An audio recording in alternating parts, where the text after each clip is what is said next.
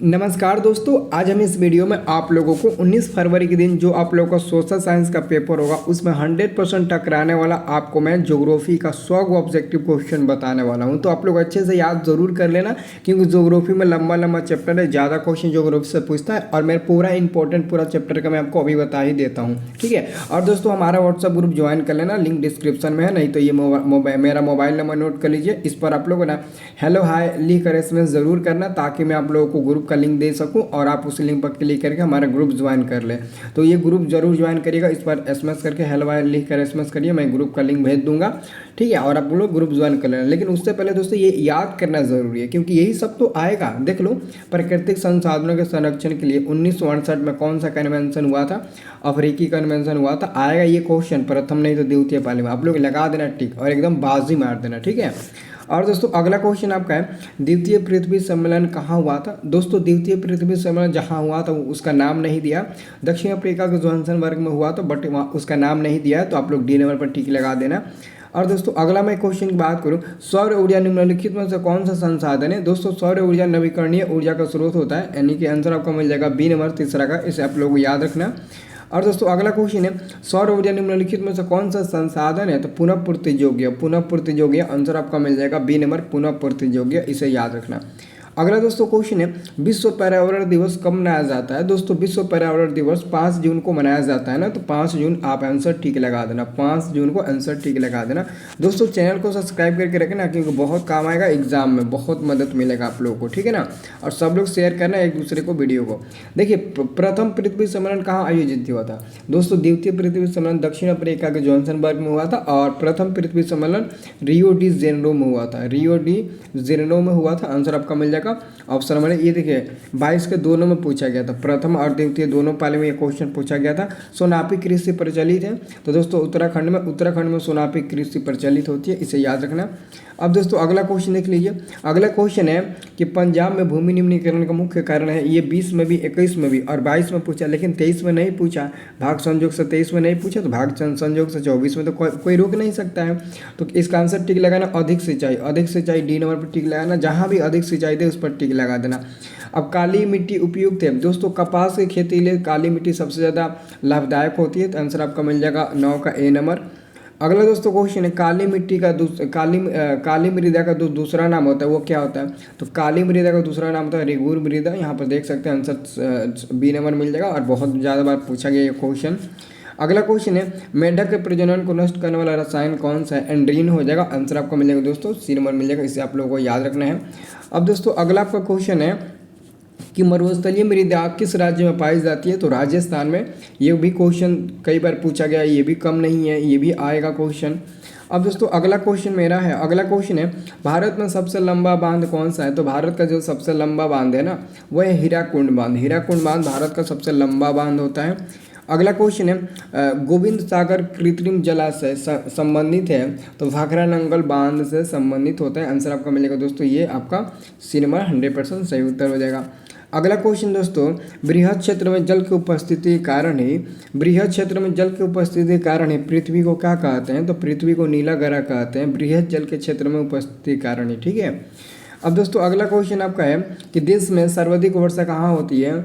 तो मेघालय यानी कि मासिनराम में होती है, यानी कि आंसर आपका मिल जाएगा ऑप्शन नंबर आपका बी नंबर मिल जाएगा।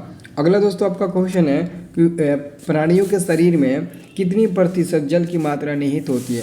तो यानी कि प्राणी यानी कि मनुष्य के शरीर में 65% जल की मात्रा उपलब्ध होती है, आंसर याद रखना है। अब दोस्तों अगला क्वेश्चन आपका है, नर्मदा घाटी परियोजना किन राज्यों से संबंधित है? नर्मदा घाटी परियोजना किन राज्यों से संबंधित है? गुजरात, महाराष्ट्र और मध्य प्रदेश। यहाँ पर जो डी नंबर में आपको दिया गया है ना, यही हमारा सही उत्तर हो जाएगा, गुजरात, मध्य प्रदेश और महाराष्ट्र। बस 3 राज्यों का नाम याद रखना, गुजरात, महाराष्ट्र और मध्य प्रदेश, वही आएगा, आप लोग टिक लगा देना। देश के बांधों को किसने भारत का मंदिर कहा था? तो पंडित जवाहरलाल नेहरू ने कहा था, आंसर याद रखना, पंडित जवाहरलाल नेहरू ने देश के बांधों को भारत का मंदिर कहा था, इसे याद रखना। हीराकुंड परियोजना किस नदी पर स्थित है? हीराकुंड परियोजना जो किस नदी पर स्थित है? तो महानदी पर स्थित है, आंसर आपका ये हो जाएगा ए नंबर, याद रखना। अगला क्वेश्चन, भारत में सबसे बड़ा मानव निर्मित जलाशय कहाँ पर है? तो मतलब कि कौन है? तो गोविंद वल्लभ पंत सागर, यानी कि गोविंद से संबंधित जो भी होगा आप उस पर टिक लगा देना। गोविंद वल्लभ पंत सागर, गोविंद सागर नहीं, ऑप्शन नंबर आपका सी नंबर होगा। ओके, अब दोस्तों अगला क्वेश्चन है, बिहार में अति जल विध्वंस किस तत्व का संकेंद्रण बढ़ा है? तो आर्सेनिक वो मिल जाएगा, सी नंबर मिल जाएगा आर्सेनिक, इसे याद रखना। अगला आपका क्वेश्चन है, निम्न राज्यों में से किसमें सर्वाधिक वन क्षेत्र है? तो सबसे ज़्यादा दोस्तों वन पाया जाने वाला देश राज्य कौन सा है? तो मध्य प्रदेश। मध्य प्रदेश राज्य में ना पेड़ पौधे वन जंगल वगैरह बहुत ज़्यादा है। ठीक है, अगला क्वेश्चन, आयुर्वेद का जनक किसे कहा जाता है? आयुर्वेद का जनक दोस्तों किसे कहा जाता है? तो इसे आप लोग को याद करना है, चरक को आयुर्वेद का जनक कहा जाता है। चरक को आंसर आपका मिल जाएगा दोस्तों, बी नंबर मिल जाएगा। अगला क्वेश्चन आपका है, अगला क्वेश्चन, सुंदरवन है, सुंदरवन कहाँ पर है दोस्तों? तो सुंदरवन पश्चिम बंगाल में है ना, पश्चिम बंगाल में दोस्तों है सुंदरवन, पश्चिम बंगाल में स्थित है, इसे आप लोगों को याद रखना है। और दोस्तों अगला आपका क्वेश्चन, अगला क्वेश्चन है, भारत का राष्ट्रीय पक्षी कौन है? दोस्तों भारत का राष्ट्रीय पक्षी कौन है? मयूर होता है ना, मयूर यानी कि मोर भी बोलते हो आप लोग, तो मयूर हो जाएगा। अब देखो अगला क्वेश्चन है, वन संरक्षण एवं प्रबंधन की दृष्टि में वनों को कितने वर्गों में वर्गीकृत किया गया है? तो यहाँ पर हमारा आंसर मिलेगा 3 वर्गों में वर्गीकृत किया गया है। तो अपन का पास यहाँ पर आंसर जो मिलेगा वो मिलेगा सी नंबर, 3 वर्गों में। अगला क्वेश्चन दोस्तों यहाँ पर ध्यान से देखिएगा, एक NGO वानिकी रिपोर्ट के अनुसार 1948 में विश्व में कितने हेक्टेयर भूमि पर वन का विस्तार था? तो मैं आपको बता देना चाहता हूँ दोस्तों, इसका आंसर होगा 400 करोड़ हेक्टेयर। लेकिन दोस्तों कभी कभी ना ऑप्शन में 400 करोड़ नहीं देता है, 400 करोड़ न देकर 4 करोड़ अरब देता है, 4 अरब देता है, 4 करोड़ अरब देता है, अरब देता है, क्या देता है? 4 करोड़ अरब। और दोस्तों 4 करोड़ और अरब का मतलब हुआ 400 करोड़ हेक्टेयर, क्योंकि दोस्तों एक करोड़ अरब बराबर ना क्या होता है? 100 करोड़ होता है। ठीक है ना, तो याद रखना 4 अरब भी दिया रहे ना तो आप लोग टिक लगा देना, उसका मतलब हो जाता है 400। अगला क्वेश्चन है, संविधान की धारा 21 का संबंध है। तो संविधान की धारा 21 का संबंध होता है वन्य जीवों तथा प्राकृतिक संसाधनों के संरक्षण से। ऑप्शन नंबर ए हमारा बिल्कुल सही जवाब हो जाएगा। अगला क्वेश्चन है, भारत का कान्हा राष्ट्रीय पार्क प्रसिद्ध है? तो दोस्तों बाघ के लिए प्रसिद्ध है ना, बाघ के लिए प्रसिद्ध है। 30 का आंसर क्या होगा? 30 का आंसर आपका मिल जाएगा, 30 का आंसर आपका मिल जाएगा बाघ के लिए प्रसिद्ध है, यानी कि बी नंबर मिल जाएगा।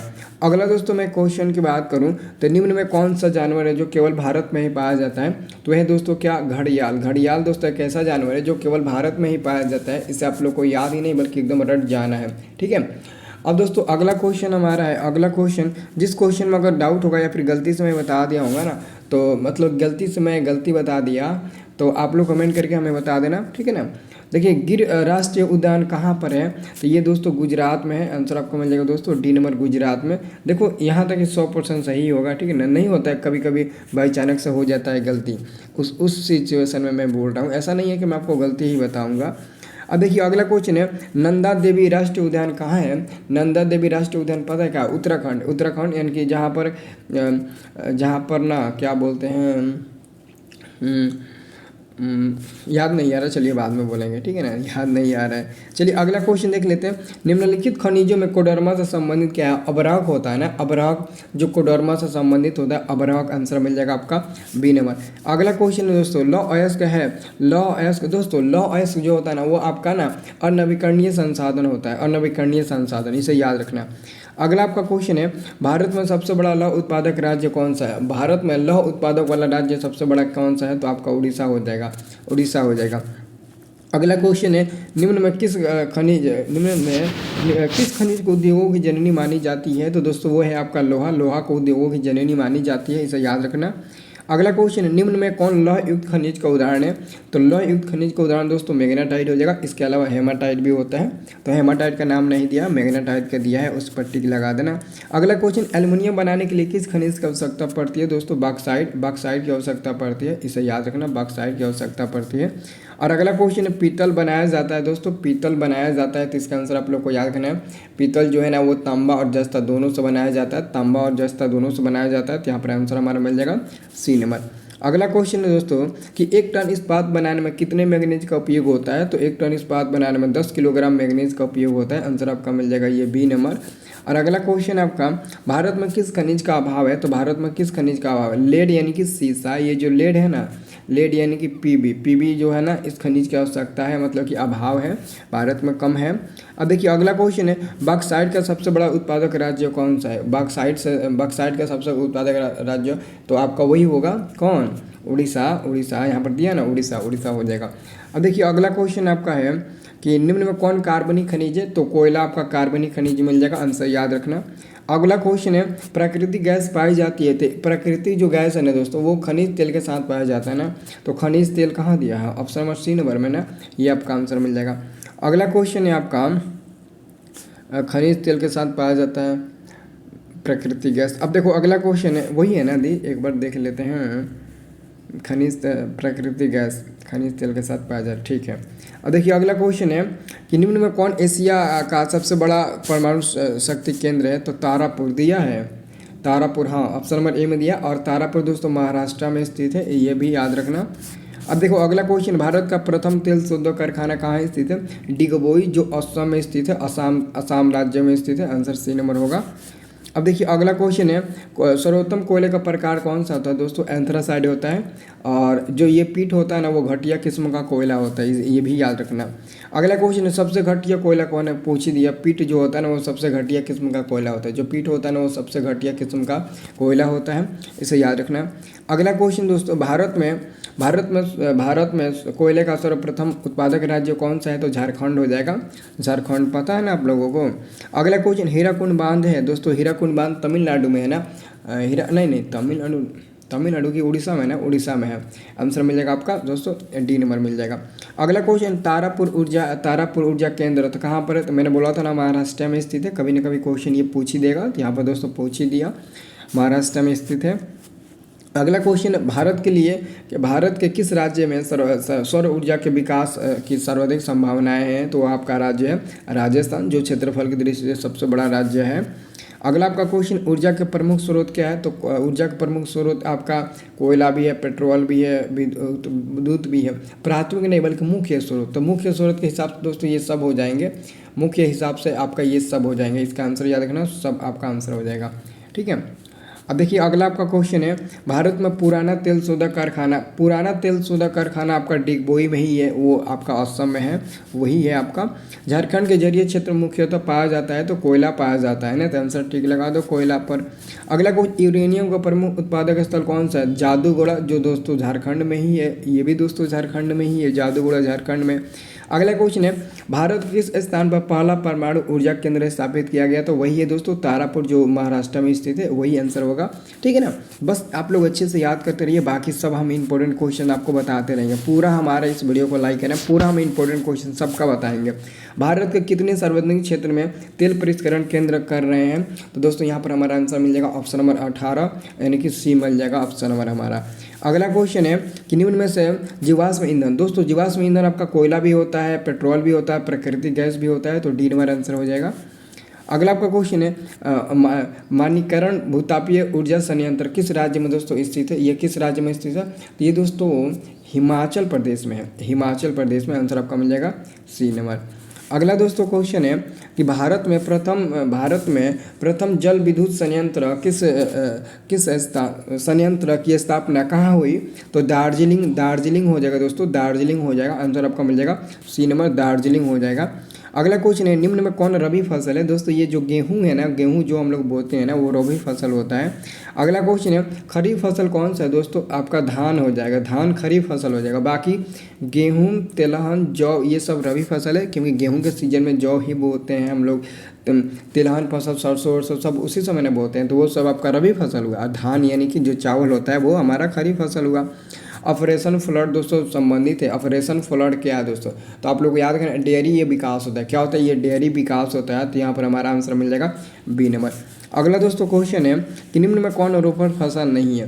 दोस्तों ये जो आपका धान है ना वो रोपण फसल नहीं है, बाकी चाय, गन्ना, रबड़ ये सब रोपण फसल है। और एग्जाम में दोस्तों एक और बात बता दें, एग्जाम में 2 नंबर के लिए क्वेश्चन पूछा जाता है कि किन्हीं 2 रोपण फसलों का नाम बताइए, तो रबड़, गन्ना, चाय बता देना। अभी याद कर लो, किन्हीं 2 रोपण फसलों का नाम क्या हो जाएगा? गन्ना, गन्ना, रबड़ और चाय। ये आपके एग्जाम में पूछेगा तो आप लोग बता देना, डरना नहीं, आप लोग को बता देना है। अगला क्वेश्चन, भारत की प्रमुख खाद्यान्न फसल कौन सी है दोस्तों? तो ये भी आपका ध्यान हो जाएगा, भारत की प्रमुख खाद्यान्न फसल है, ये याद रखना। अगला क्वेश्चन, चावल है तो दोस्तों चावल एक खरीफ फसल होता है ना, तो आंसर आपका मिलेगा दोस्तों ए नंबर मिल जाएगा। अगला क्वेश्चन है, दाल किस पौष्टिक अंश का स्रोत है? ये आपका प्रोटीन मिल जाएगा ना दोस्तों, क्या मिलेगा? प्रोटीन, क्योंकि दाल में दोस्तों मुख्य रूप से प्रोटीन पाई जाती है। अब दोस्तों अगला क्वेश्चन आपका है कि रबी फसल किन महीनों में बोई जाती है? तो अक्टूबर नवंबर में रबी फसल यानी कि गेहूं कब बोते हैं? अक्टूबर नवंबर में न बोते हैं। अगला क्वेश्चन है, निम्नलिखित में कौन व्यावसायिक फसल नहीं है? व्यावसायिक फसल नहीं है तो दोस्तों आपका गेहूं व्यावसायिक फसल नहीं है। एग्जाम में पूछता है कि किन्हीं दो व्यावसायिक फसलों का नाम लिखिए, तो गन्ना, जूट, तंबाकू लिख देना। बोल रहे हैं ना, ये सब याद कर लेना सब्जेक्टिव के लिए, मैं जो जहाँ पर सब्जेक्टिव बोल देता हूँ वो याद कर लेना। तो व्यावसायिक फसलों के नाम पूछेगा, गन्ना, जूट, तंबाकू बता देना। ओके, अब देखिए अगला क्वेश्चन है, सोनापी कृषि किस राज्य में प्रचलित है? उत्तराखंड में। हाँ, यही क्वेश्चन मैं बोल रहा था कि उत्तराखंड में सोनापी कृषि प्रचलित है। चावल किस प्रकार का जलवायु पौधा होता है? जो चावल होता है ना वो किस प्रकार का? तो उष्ण आंध्र होता है। आंसर आपका मिल जाएगा ऑप्शन नंबर सी नंबर मिल जाएगा। अगला क्वेश्चन है, खरीफ फसल कौन सा है दोस्तों? खरीफ फसल गेहूं नहीं होगा, सरसों नहीं होगा, मटर नहीं होगा, हाँ चावल हो जाएगा, क्योंकि चावल धान होता है, तो यही हमारा हो जाएगा। अगला क्वेश्चन है, धान एक प्रकार का दोस्तों क्या है? ये क्वेश्चन आप लोगों ने कभी देखा है दोस्तों? तो ये क्वेश्चन आप लोगों ने देखा है, नहीं देखा है ना, तो आंसर टिक लगा दो, क्योंकि पता है धान एक प्रकार का खरीफ फसल है। जो ऑप्शन में नहीं दिया तो काहे ये टिक लगाएंगे, गलती। अगला क्वेश्चन है, सुदूर संवेदी उपग्रह रिमोट सेंसिंग का उपयोग किस लिए किया जाता है? तो संसाधनों की दोस्तों खोज के लिए किया जाता है। अगला क्वेश्चन, मानव जनित आपदा। देखो मानव जनित आपदा आतंकवाद होगा, क्योंकि आतंकवाद मनुष्य के द्वारा फैलाया जाता है ना, इसलिए मानव जनित आपदा होगा। अगला क्वेश्चन, आपदा प्रबंधन का मुख्य घटक क्या है दोस्तों? आपदा प्रबंधन का तो मुख्य घटक ये सभी हो जाएंगे, क्योंकि गांव तथा मोहल्ले के लोग, स्वयं सेवी संगठन, स्थानीय प्रशासन, ये सभी हो जाएंगे। अगला क्वेश्चन, आग लगने की स्थिति में क्या करना चाहिए? देखो अगर मकान में आपके मकानों में आग लगा हुआ, भगवान न करे आग लगे, तो आग लगने की स्थिति में ना आप सबसे पहले अग्निशामक यंत्र को बुलाएंगे, ताकि आपके घर की आग बुझे। अगर आप खुद बुझाने की कोशिश करेंगे, अकेले नहीं बुझा पाएंगे।